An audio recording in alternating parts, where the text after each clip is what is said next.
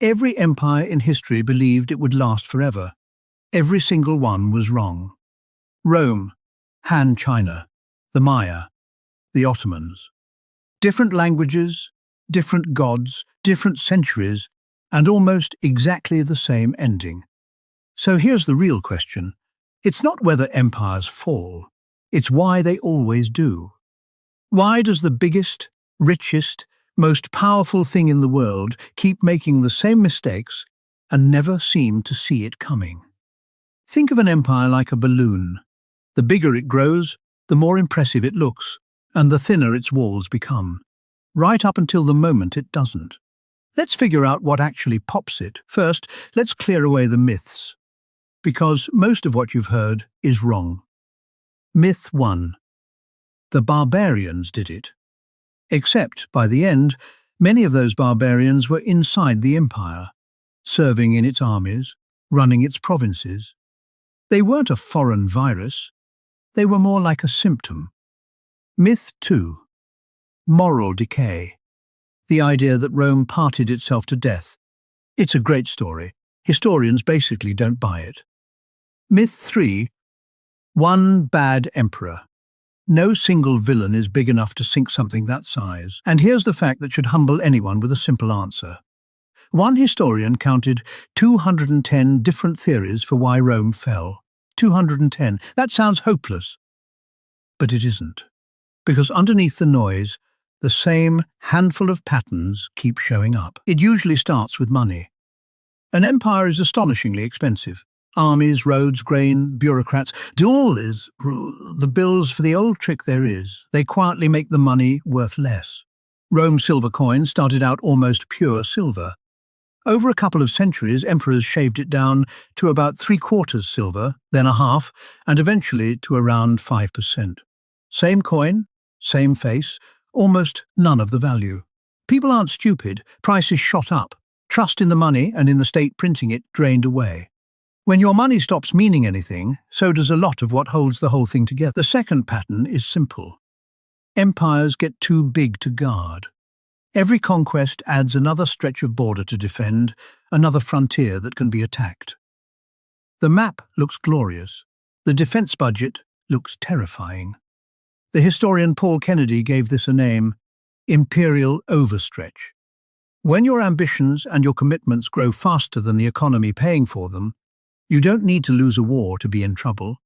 You can simply go broke trying to be everywhere at once. Now, the part we tend to miss, because it's not about invaders at all. It's about the people at the very top. In a healthy empire, there's roughly enough power, money, and status to go around the ruling class. But over time, the elite grows. More noble families, more ambitious sons, more people who were promised a seat at the table and not enough tables. The historian Peter Turchin calls this elite overproduction. Too many players, not enough prizes. And when elites can't win at the top, they start fighting each other for it. Rome lived this out during the 3rd century, when it burned through more than 20 emperors in about 50 years, most of them murdered. On the other side of the world, Han China was strangled by its own court. And underneath the elites, ordinary people quietly stop believing. The taxes still come, the protection doesn't. An empire can survive losing a battle. It struggles to survive everyone deciding it's no longer worth defending. So why don't they just fix it?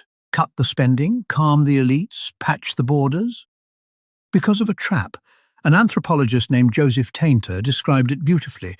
Every time a society faces a problem, it solves it by adding complexity. A new tax, a bigger army, another layer of officials, another rule. And for a long time, that works. But complexity isn't free. Each new layer costs money and energy to run.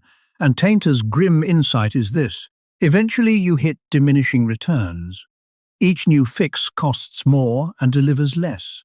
The empire is running harder and harder just to stay in the same place, until standing still becomes too expensive to afford. Which brings us, finally, to the barbarians, and the plagues, and the storms.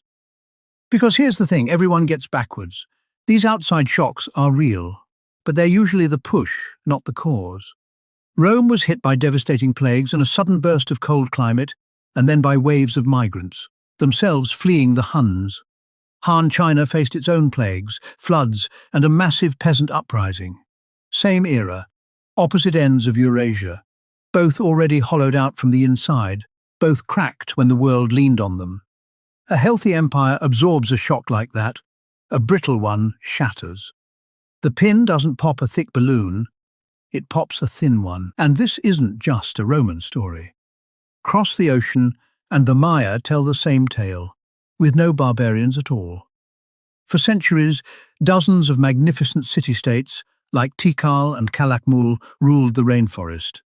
But they had grown too dense, cut down too many trees, and fought each other for too long. Then, in the 9th century, came some of the worst droughts in 7,000 years. Kings who claimed to command the rain suddenly couldn't. One by one, the great cities were swallowed by the jungle. Not overnight, but over 200 years. The Maya themselves never vanished. Millions are alive today. But their golden age quietly ended, from the inside out. Then there's the empire that took the longest to die. For centuries, the Ottomans were the terror of Europe, until they became what a Russian Tsar mockingly called the sick man of Europe. Every pattern we've seen was there. The money rotted. By 1875, the empire was bankrupt, and European creditors were literally running its finances. And it was overstretched. Province after province, Greece, Serbia, Egypt, broke away on a wave of nationalism, and its own elite turned on it.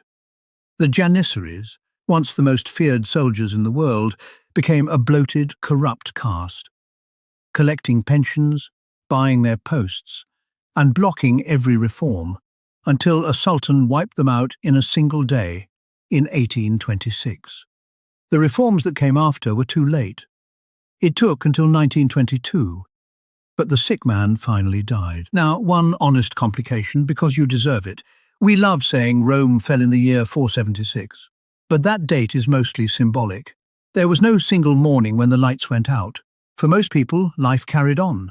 New kings, old roads, a slow blending of Roman, and everything after. Some historians argue Rome didn't so much collapse as transform, quietly becoming medieval Europe. Others point to real ruin.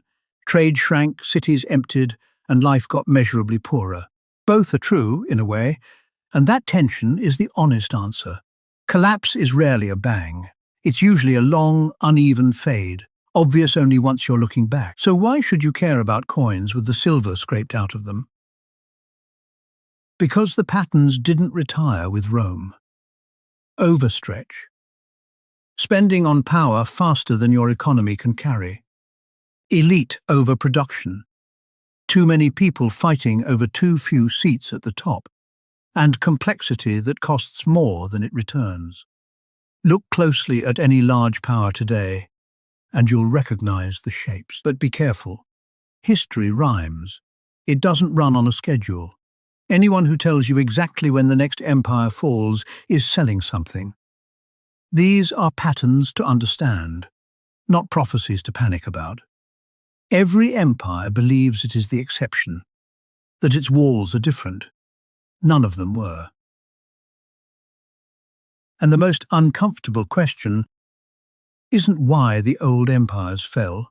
It's which of the ones alive today already have the cracks and just haven't yet heard the sound.